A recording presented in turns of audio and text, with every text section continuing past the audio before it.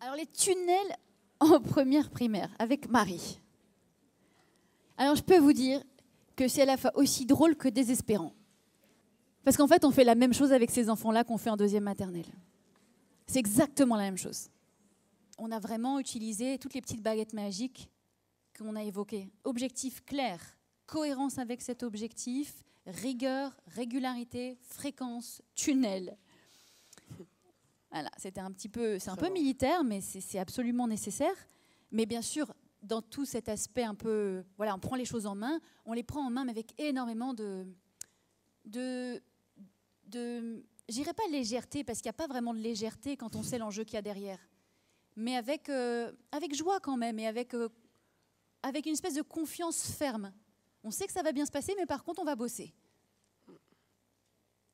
Et ce que j'ai envie de partager avec vous, de ce qui m'a frappé dans la façon qu'avait Marie de travailler dans cette classe, j'ai retrouvé ce que moi, dans la posture, je pouvais avoir à Gennevilliers, c'est-à-dire que, bien évidemment, j'ai toute une suite dans la tête, une petite progression qui est franchement pas énorme, vous l'avez vu, il n'y a pas grand-chose. Et à partir de ça, je compose. C'est-à-dire que je ne me limite pas et je ne m'enferme pas dans cette progression et dans ce matériel. Je comprends la structure, je vois à peu près les repères où on est, quelles sont les capacités des enfants à peu près par âge. Et puis ensuite, j'improvise. J'improvise. J'accueille l'instant présent, j'accueille l'être qui est en face de moi, et avec lui, on compose. À deux, on compose dans la relation. Et vraiment, c'est ce que j'ai retrouvé dans la classe de Marie, et je pense que c'est ce qui a participé, c'est ce qui a fait ce résultat-là, parce qu'il n'y avait rien dans la classe de Marie. Il y avait des lettres rugueuses. Je lui ai prêté les lettres rugueuses que j'avais à Gennevilliers. Et puis voilà, après, des livres de Samy et Julie, les premières lectures, c'est tout, quoi. Et des petites choses bricolées, des petits mots. Mais ce que je veux partager avec vous, c'est cette invitation que j'ai envie de vous faire de... Maintenant qu'on a la technique, et si on improvisait un peu? Et si on lâchait prise? Mais pour improviser, je me permets. Je t'en prie. Pour improviser, il faut vraiment... en tout cas, moi, ce que je fais, c'est... J'ai mes 5 sens qui sont en alerte en permanence. Et l'observation des élèves, à tout moment, sauter sur l'occasion. Si un enfant prend une initiative et que ça peut... On sent qu'il est prêt à faire telle ou telle chose, y aller. Mais donc, ça veut dire vraiment avoir une observation qui est assez aiguë, quoi. Je suis tout à fait d'accord. On parle souvent d'observation. Vous savez, justement, dans les systèmes Montessori, on dit que l'observation a une place très importante. Et c'est vrai, mais pas l'observation que j'ai pu voir dans les centres de formation officiels, où c'est une observation un peu passive. Là, on parle, il y a quelque chose de très juste dans l'observation, Marie, tu viens de le dire, c'est une observation totale de tous les 5 sens, mais on est dans une observation active. On est vraiment en activité quand on observe. Il y a comme un espèce de flux tendu. On est avec les enfants, vraiment, complètement. On n'est pas dans un coin de la classe avec un petit cahier, on se repose et on regarde. Même si on a le corps détendu, on a tous les sens qui sont en alerte. Et pas que les sens, il y a aussi l'empathie. Cette espèce de capacité empathique, en fait, c'est une observation empathique, un petit peu. On sent où peuvent en être les enfants en les observant. On est en connexion avec eux, vraiment, en fait. C'est ça, il y a une connexion qui se fait avec les enfants qui, je ne sais pas comment l'expliquer. Et ça ne peut pas juste être, je suis sur le coin de ma chaise et je prends des notes. Non, non, non. Et puis d'abord, elle est tout le temps, cette observation. Elle est quand on est avec un enfant en train de faire quelque chose, on a les antennes branchées de l'autre côté. Et c'est ça qu'il faut qu'on arrive ensemble à formaliser cette année. Parce que c'est ça qu'on doit toucher du doigt. Le plus important, c'est pas le matériel, c'est cet immatériel-là. Vraiment. Donc, avoir un objectif et le dire clairement aux enfants. On s'était fixé l'objectif avec Marie, qu'on n'a pas atteint, mais c'est pas grave. L'important, c'est la volonté et l'effort. C'est pas le résultat. On avait dit aux enfants, Marie l'avait expliqué clairement. Tous les graphèmes devaient être connus par tous les enfants avant les vacances de Noël, ce qu'on n'a pas du tout réussi. Et le retour des vacances a été... Ça, c'était le plus long désert, je pense, que j'ai vécu. Après les vacances de Noël, c'était un peu catastrophique. Mais on y retourne. Oui, parce qu'en plus, le retour des vacances de Noël, il y a les retours des fêtes. Les enfants sont épuisés, ils n'ont pas dormi, ils sont couchés très très tard. Il y a eu ça. Ils ne parlaient plus français. Oui. Bon, pas tous, hein, quand même, mais certains. Le vocabulaire, il fallait. Donc, les premiers jours, c'était réapprendre le vocabulaire, quoi. Donc du coup, reprise et continuité. Et ce que j'ai trouvé intéressant, c'est que Marie a fait le choix tout de suite de commencer, c'était ton choix, de commencer avec les lettres rugueuses, de commencer en cursive. Parce qu'en fait, mes enfants ne savaient pas du tout écrire du coup en attaché, enfin en cursive, et même l'écriture majuscule, ce qui est vu chez nous en maternelle, n'était pas spécialement non plus acquise en fait. Donc il y avait vraiment les 2 premiers mois de l'année, c'était vraiment un gros retard au niveau du graphisme, et donc il fallait insister là-dessus et y aller quoi. Et donc j'ai vraiment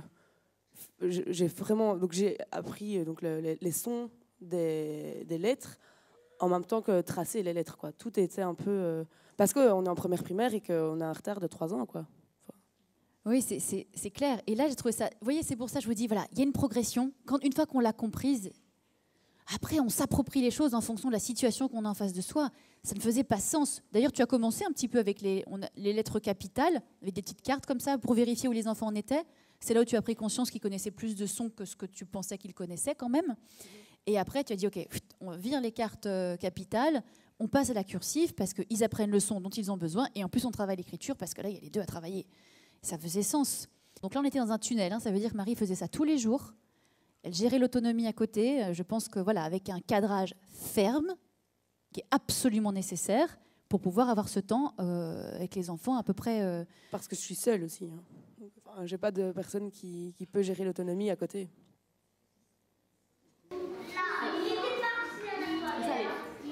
Je vais juste te demander, donc tu peux venir observer, il n'y a pas de problème. Mais je vais te demander que tu mettes tes mains sur tes cuisses. D'accord? Comme ça, tu ne vas pas déranger la zone de travail. D'accord? Alors, et Mohamed, on va voir qu'il faut que parler un peu plus fort, d'accord?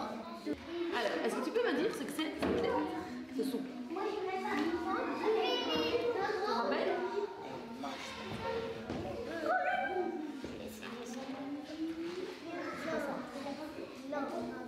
C'est pas, alors on va mettre sur le côté. Cette lettre, ce son. Ça c'est le S. Non, hein. On va mettre ça sur le côté. Celle-ci.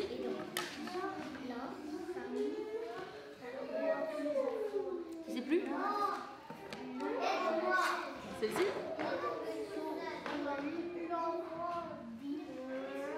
Le A, le I, le O, il les connaissait?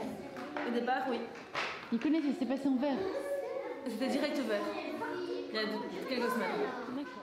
Là, important, je sentais, puis moi, c'est toujours plus facile quand on est voilà, en recul. J'observais cet enfant et puis moi aussi, je me suis dit, mais c'est pas possible quand même, il se souvient même pas du A. Et puis je me suis dit, comme je sens que c'est un enfant, ça se sent, qui est très inhibé, très vite impressionné, j'ai dit à Marie, mais est-ce qu'il les connaissait? S'il les connaissait, peut-être, alors propose-lui, on va changer de stratégie, on propose toutes les lettres sur la table et lui montre ce qu'il connaît. C'est moins impressionnant que de dire, tu connais ça? Tu connais ça? Il peut le prendre comme ça, en fait. Il y a une attente de résultat. Donc je dis, changeons. Et donc, c'est ce qu'on a fait. Celle-ci, qu'est-ce que c'est? Et le bruit, c'est quoi? Très bien. Voilà le geste. Voilà, donc ça, c'est le c'est de dire. Super. On va le mettre ici. Alors, est-ce que tu as autre chose que tu sais dire?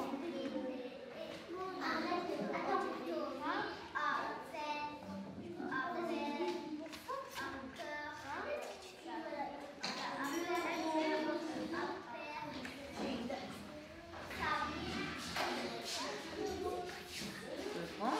C'est quoi celle-ci?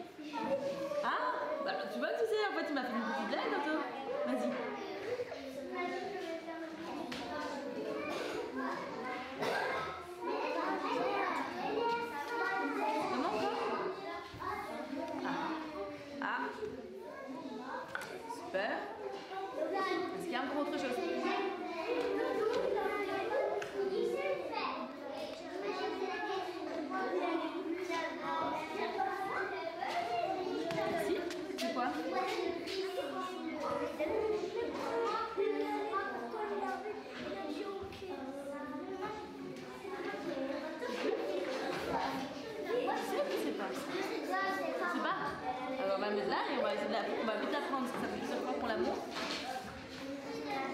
Celle-ci, c'est comme ça chez nous qu'on écrit.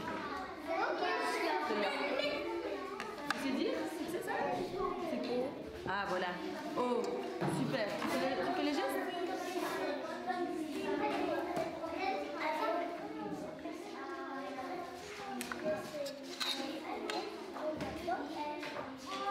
Donc là, vraiment, Marie check comme le faisait Vania. Elle vérifie avec son cahier de suivi ce qui est connu ou non de l'enfant et puis elle met des petits points, des cases vertes, etc. Ça, c'était tout ce que j'avais présenté avant décembre et qui était censé connaître. Mais le U, il a fallu 3 mois. Hein. Il a fait avant les classes vertes, on va voir après les classes vertes. Super.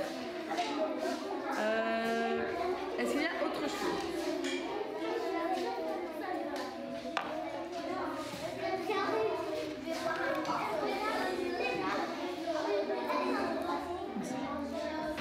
Ceci, c'est quoi?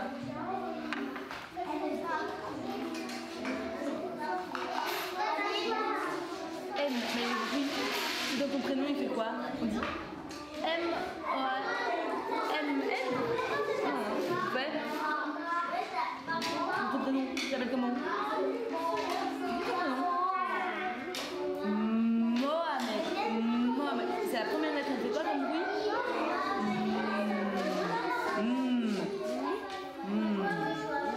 Tu répètes? Et d'accord, et donc si on met ici, ensemble,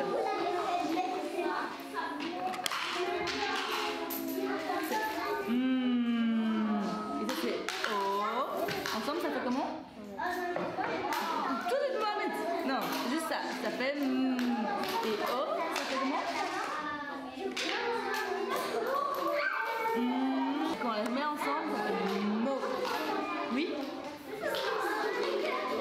Alors, celle-ci, tu sais pas ce que c'est? Tu te rappelles plus? Non? Quelle est?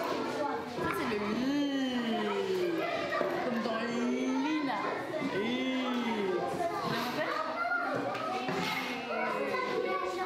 Super. Alors ce qu'on va faire, c'est qu'on va en choisir 3. On va en choisir 3. Hop. La main, Mohamed. Hop. Alors. Donc celle-ci, tu peux me redire ce que c'est? Tu fais avec les doigts? Super. Celle-ci, c'est le U. U. Celle-ci, c'est le L.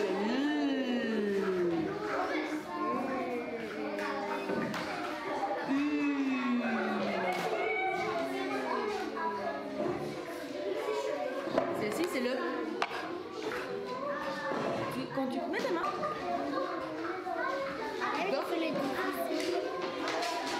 Il y a du vent.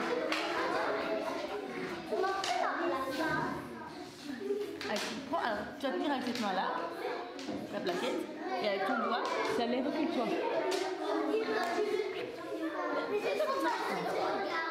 Je vous le passe en entier parce que je sais que c'est un petit peu long, mais vous voyez à quel point, surtout qu'il y en a beaucoup à être enseignants là de maternelle, à quel point c'est laborieux en première primaire quand le reste n'a pas été installé. Donc ils sont bien gentils, ceux qui nous disent « oui, non, c'est trop tôt, je ne sais quoi ». Ils sont coupables un petit peu de ça, hein, ceux qui disent ça.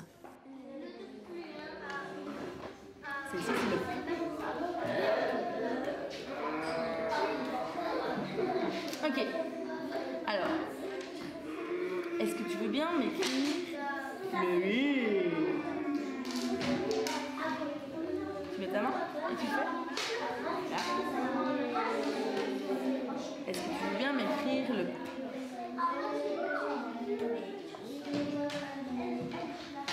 Super. Est-ce que tu veux bien m'écrire le U?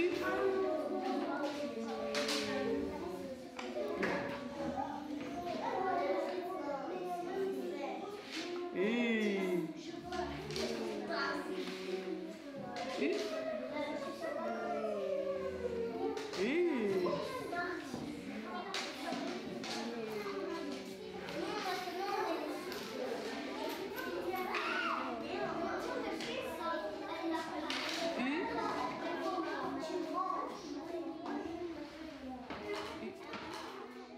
Ce qui est intéressant, c'est que là, en fait, tout le monde s'ennuie un petit peu quand même. C'est-à-dire que lui, il le fait parce qu'il est gentil, mais il y va. Bon, Marie, je crois que ça y est, elle recommence à gagner confiance parce qu'elle joue un peu avec lui, elle lui fait faire 2 fois le même son. Mais c'est à partir de là, en fait, le jeu. Juste à un moment donné, quand on commence à s'ennuyer, il faut que tous les signaux se passent au rouge. Quand nous, on n'a même pas besoin que l'enfant s'ennuie. Quand nous, on passe au rouge, on s'ennuie, les voyants doivent s'allumer. Il faut changer, il faut faire un jeu, il faut faire une blague. Sinon, on perd l'attention de l'enfant.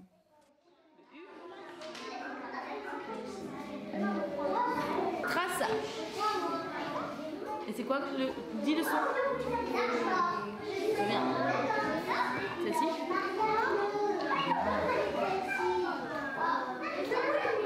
Super, un sans faute du premier coup. Alors, attention, je vais te faire un petit jeu. Tu vas fermer les yeux et moi je vais changer. On va voir si tu y arrives encore, d'accord?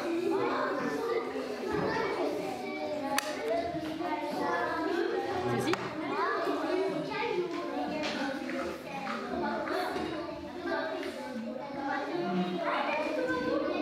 Tu sais plus? Tu l'auras fait? Celle-ci? Bien, c'est ça, tu l'as fait. Celle-ci? Bien, celle-ci? Celle-ci?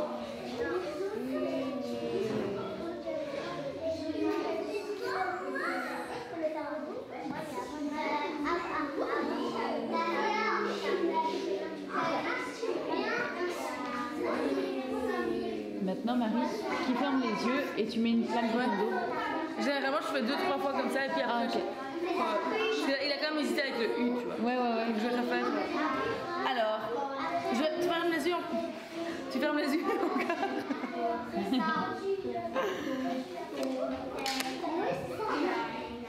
Alors, ce que tu peux me dire, c'est que c'est. Tu fais le geste? Vas-y, tu peux ouvrir tes yeux. Qu'est-ce qu'il a pris, ça lait? Ah, non, hein, il est ici. Qu'est-ce qu'il a pris dans les lettres qu'on a faites?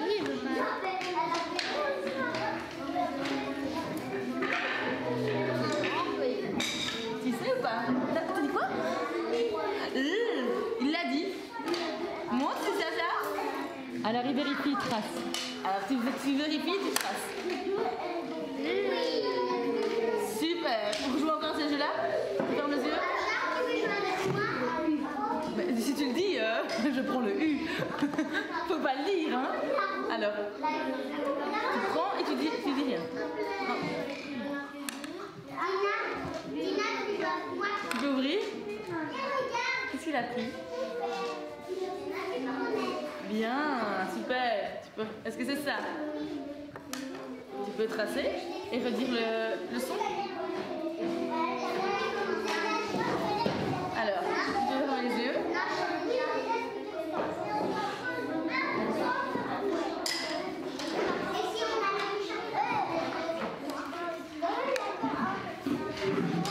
Attention, ça allait être prêt. Ouvrir. Qu'est-ce qu'il a pris? Vas-y. Ouais. Est-ce qu'il y a L dedans? Il n'y a pas d'autre? Il en a pris 2. Bien. Montre la lettre. Super.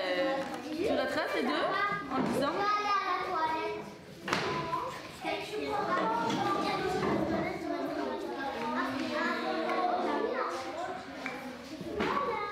Et alors maintenant tu vas essayer de lire ça ensemble. C'est comment quoi? C'est comment? U. Et ça? Donc ça fait? Et U, ça fait quoi ensemble? Et U, ça fait? Pu. Pu. Et là, à la fin, c'est comment?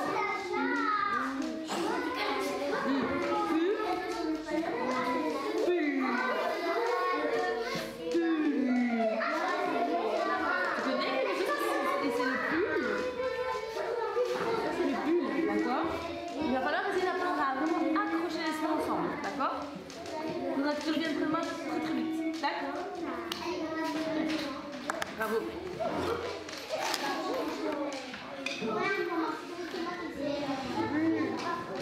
Attention, regarde, c'est la même écriture que ça. Non, on l'a pas encore. Il y avait celle-ci. Par rapport au cahier de Vania, elle colorie toutes ces petites cases en vert quand c'est acquis. Moi, j'ai juste fait les points et en fait, je vérifie quelques semaines après avoir eu un point vert ou quelques points verts avec un enfant s'ils le connaissent encore. Parce que le problème, c'est que ça se mémorise un petit peu et parfois ça disparaît complètement.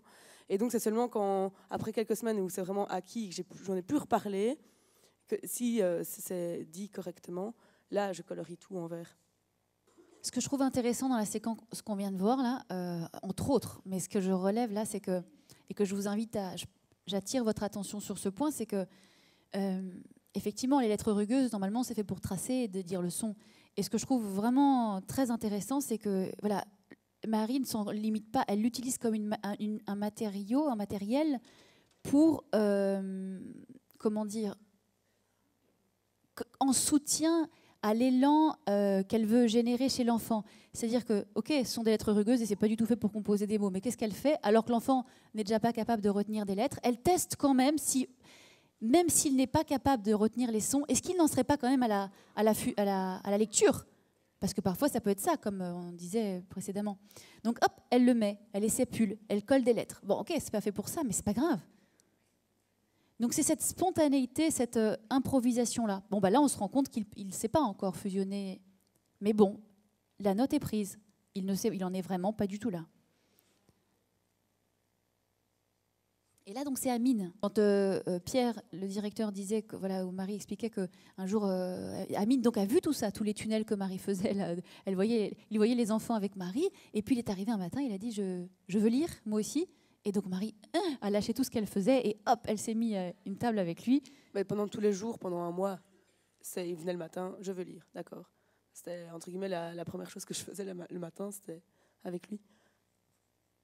Donc tu as tenu le fil dans la régularité. Tu t'es dit, ok, lui, c'est parti, on attrape et on va jusqu'au bout. Et maintenant, il lit des histoires, c'est pareil, quoi. Il veut absolument lire près de moi. Il lit d'abord tout seul et puis il vient me montrer, mais c'est tous les jours aussi. Alors, ici, Amine, je tape. Est-ce que tu veux bien? Est-ce que tu sais? Celle-ci, c'est que c'est. On l'a vu aujourd'hui dans Politique, tu te rappelles?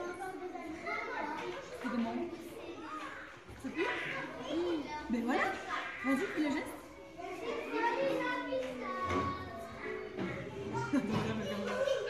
Trop bien. Alors, ça c'est tu peux la mettre là-bas, si tu te rappelles. Ça, c'est pour vous donner un aperçu. Au début, donc, Marie a commencé comme ça avec les cursives. Et puis, rapidement, elle a fait de la correspondance. Donc, complètement, voilà, c'était spontané. Elle a senti que c'était ça qu'il fallait faire. Elle l'a fait. Et ça s'est validé complètement avec les enfants. Elle a fait des petites cartes comme ça où elle faisait correspondre cursives et lettres script minuscules. Et pareil, dans cette vidéo, je vous invite à avoir le regard sur cette capacité que là va avoir Marie, d'improvisation, de tester, et de ne pas avoir peur de se tromper. Elle teste, elle essaie, elle change, elle récupère un matériel, après elle fait dessiner à un enfant quelque chose, à l'enfant quelque chose. Et c'est là où il se passe des choses intéressantes. Tu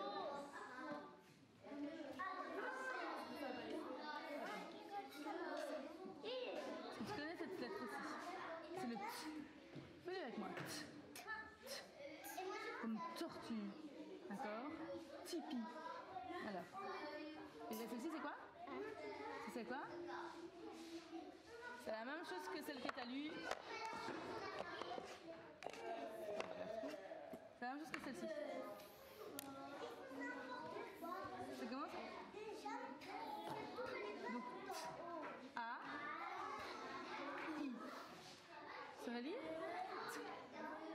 Donc ça fait quoi ensemble? Et A ensemble, ça fait quoi? Ta. Et I ensemble, ça fait quoi? Donc, c'est quoi ça? C'est quoi un tapis? Tu as un exemple ici? Par exemple, là, les filles elles sont sur un tapis. Alors, regarde, celle-ci c'est la grande lettre. Je sais pas si on t'a déjà présenté celle-ci. C'est la même. On t'a déjà, c'est quoi ça? La grande lettre. T'as oublié? Tu sais quoi je vais écrire? Je pense que je vais écrire les deux.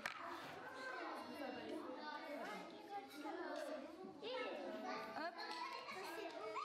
Hop. Hop. Hop. Alors, bon, je sors les...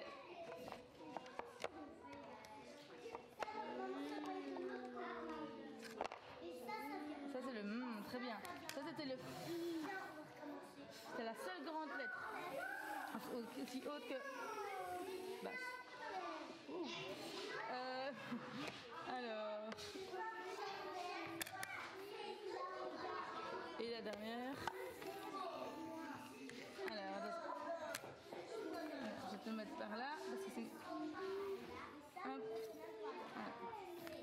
Donc ce que j'ai écrit ici en attaché, c'est la même chose ici en imprimé. Alors, est-ce que tu sais me dire ce que c'est ça? Et me le retrouver sur le mot. Ouais, donc tu vois, les deux graphies. Hein. C'est le... C'est ce que tu te rappelles, c'est que c'est? C'est quoi? Comme le loup, pense au loup. Nous on est la case des loups. Ah oui. Ok, tu peux me retrouver? Et sur, en script? Très bien. Celle-ci, tu te rappelles? Ouais. Regarde bien, hein. Tu vois? C'est pas la même chose. Alors à côté c'est quoi? Ok. Et la dernière? Ok. Donc on est prêt à lire maintenant. Alors, et où directement, essaye de faire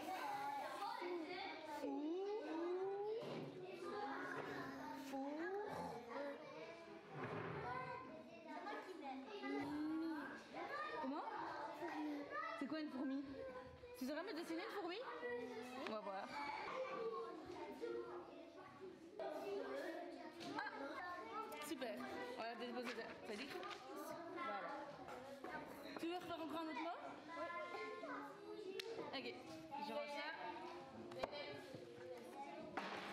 Hop. Merci. Alors, prête pour apprendre des nouveaux sons encore? Oui. Oui.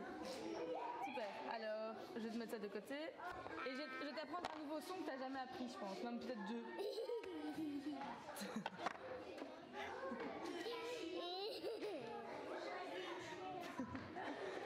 T'as envie?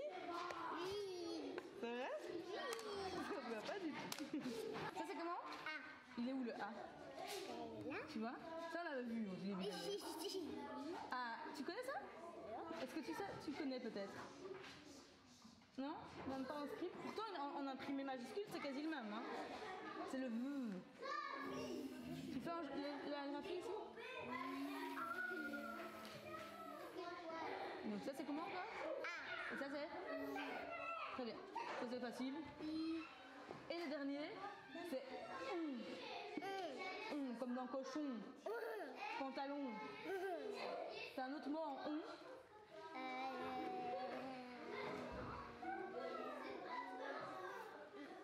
Par exemple, attends, montre. C'est quoi ça?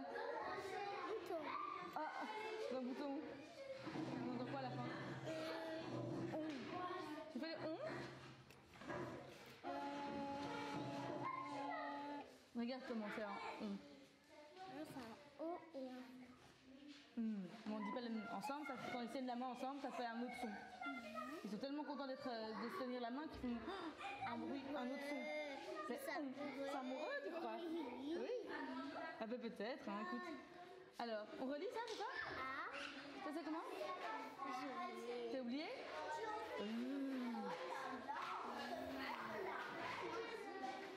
Comment ça? Ça? Ça? Ça? Ça?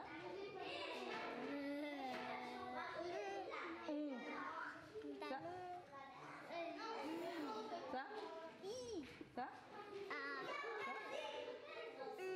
Ça? Ok, alors on est prêt.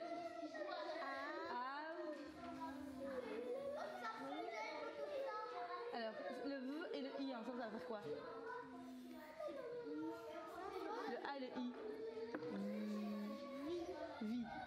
Et à la fin? On répète? Avion. C'est que c'est un avion? Oui. T'es capable de le dessiner? Oui. C'est tout noir à l'intérieur? Il y a quoi? Des petits? Fenêtre. Ouais, ça s'appelle des hublots.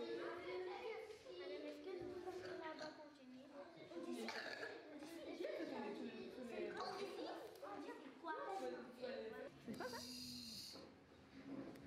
Ensemble. J. Ah non, c'est pas le V.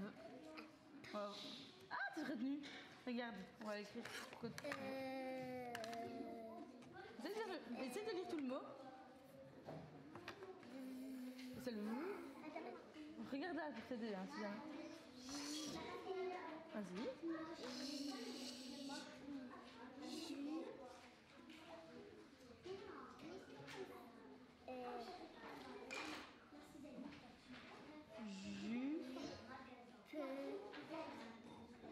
Jus. Celle-là, on peut même la retirer, on l'entend pas vraiment. Ça fait quoi?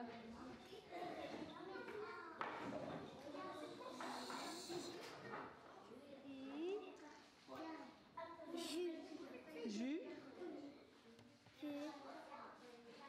Jus. Il n'y a pas le jus. Jus. Tu y es, hein? C'est quoi ça? Jus. C'est quoi? Un jus. Ah non. C'est une jupe. Jupe. Voilà. Tu vois là, il y a le up, on n'entend pas vraiment fort. Jupe. Jupe. Jupe. Tu dessines? Oui. Il n'y a aucune fille qui porte une jupe ici. Et pourquoi? Est-ce que tu veux bien? C'est le même. Est-ce que tu veux bien la trouver? Oui, il est là. Ok, super. Je l'ai trouvé. Attention. C'est de la trouver? Ben oui. Elle est que à côté de toi, au milieu. Réfléchis à la couleur aussi, ça peut t'aider. Hein. Elle est rouge. Ah voilà, merci. Tu la mets à côté? Mais oui, à vous. Juste à côté, hein. Ça se colle. C'est quoi ça? Tu essaies de le trouver? Ah, bah devine, essaye. Si tu trouves, faut pas que tu inventes. C'est le R. Je l'ai déjà vu. Alors,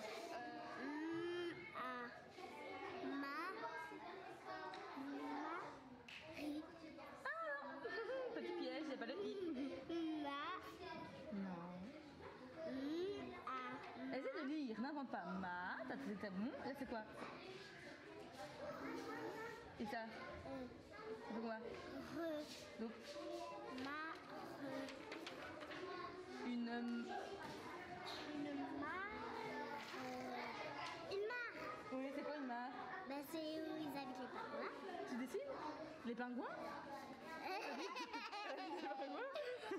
Non, c'est pas les pingouins, les caméras.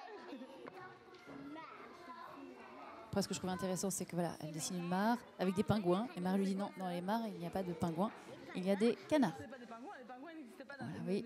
C'est aussi un moment de langage finalement qui s'improvise. Et c'est super parce que les enfants ont besoin de ça, comme on a vu le premier week-end, de ces moments d'étayage, d'interaction. Et il n'y a pas de mauvais moments, c'est tout le temps en fait. Et donc Marie prend le crayon et dessine elle-même un beau canard. Bravo. Tu veux qu'on essaye d'écrire après canard? Oui? On retient alors? Ok.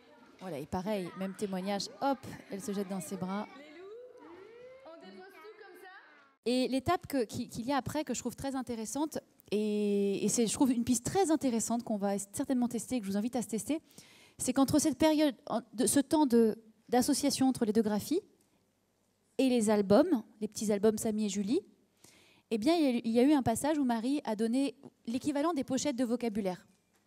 Des pochettes, pardon, de lecture. Vous savez, celles qu'on a vues. Sauf qu'elle a fait quelque chose que je trouve très intéressant, c'est qu'elle a mis plus de tickets que d'images. Donc, les enfants ne peuvent pas deviner pas tout deviner. Et quand il y a un ticket sans image, alors ils doivent dessiner ce qu'ils ont pris comme ticket. Et eux aussi, c'est vrai que c'est quelque chose que je n'ai pas pris le temps de faire, mais que je trouve intéressant, c'est que dans les tickets de lecture qu'elle a mis en place, il y a des mots qui se ressemblent justement pour éviter que les enfants devinent. Parachute, parapluie, voilà, pour les forcer à aller jusqu'au bout du mot. Donc ça, c'était l'étape après. Et après, on est passé par un moment où ils devaient dessiner, mais maintenant, ils doivent même l'écrire en attaché. Vu que c'est écrit en script, ils réécrivent le mot et ils le dessinent en plus, quoi. Donc l'idée, la grosse idée générale, c'est de donner une impulsion à un moment de regroupement. On donne l'impulsion de lecture. Et ensuite, en individuel, les enfants vont lire en seul ou avec un copain. Et pendant ce temps, Marie est avec les autres en étayage individuel. Mais c'est impulsion en groupe et travail chacun en autonomie et Marie en individuel avec un enfant comme ça l'est là. Et cette impulsion en groupe, elle peut prendre diverses formes, selon comment Marie se sent, selon ce qui se présente à elle ce jour-là. Par exemple, là, donc, un matin, je suis arrivée, elle avait écrit une phrase au tableau, voilà, ce qui peut sembler assez classique, mais tant que ça reste court, je t'en prie. C'était une phrase du livre Samy et Julie, parce que je leur lis tous les jours une histoire. Et là, je me suis dit, pourquoi pas l'écrire et qu'ils lisent ensemble, quoi. Parce que c'est fort petit. Et ils étaient, moi, ce qui m'a surpris, c'est parce que j'avais déjà assisté à des séances comme ça de lecture en CP et en première primaire, et les enfants se tordent dans tous les sens. On en marre d'être là, à regarder le tableau. Et là, non, parce qu'en fait, je pense qu'ils savent que ça ne va pas durer longtemps. Qu'ensuite, ils vont aller lire. Voilà, elle donne une impulsion, elle leur donne des graphèmes, elle fait vivre ce son et la correspondance graphophonémique. Et ensuite, pof, ils vont dans la classe, seuls ou à plusieurs, lire les livres qui sont disponibles dans la bibliothèque. Et ce que je trouve super dans ce fonctionnement, c'est que les enfants s'entraident. Là, ce petit garçon qui dit à Bader, qui lui dit « C'est quoi ce son ?» Et Bader qui répond « Pfff ». Donc là, on est complètement... Ils sont dans l'autonomie, mais la vraie. C'est-à-dire l'autonomie qui sait que pour réussir, on le fait avec l'aide de l'autre. On n'hésite pas à demander. C'est très fort, ça. Et les enfants ne sont pas dans la compétition, le jugement, mais ils cèdent. Et ils savent très bien les repérer aussi à qui demander. Ce n'est pas anodin s'ils demandent là à Bader, parce qu'ils ont bien conscience que Bader est plus avancé dans l'automatisation. Et c'est ni bien ni mal, c'est juste comme ça. Et donc, ils vont chercher Bader. Puis ils vont chercher un autre pour... Là, il y a quelque chose qui se met en place qui est vraiment très intéressant. Mais aussi, en regroupement, ça peut être... donc ça, vraiment, on reprend l'idée de Gennevilliers, je trouve que c'est intéressant. Les enfants préparent une histoire, seuls ou à deux, le matin. Donc, ils préparent une histoire le matin. Et puis, au moment d'un regroupement midi ou au début d'après-midi, hop, ils présentent une petite histoire à deux, même s'ils annonnent. Même si pour celui qui écoute, c'est redoutable. Ce n'est pas grave. Il ne faut juste pas que ce soit trop long. C'est une page ou deux, souvent. Il faut ajuster le curseur, mais c'est pour montrer aussi aux enfants qui sont là devant en train de regarder que ça passe par ça, lire, et c'est OK.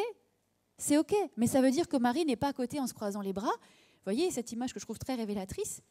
Elle accompagne la petite Zeynep. Elle a même la même articulation qu'elle.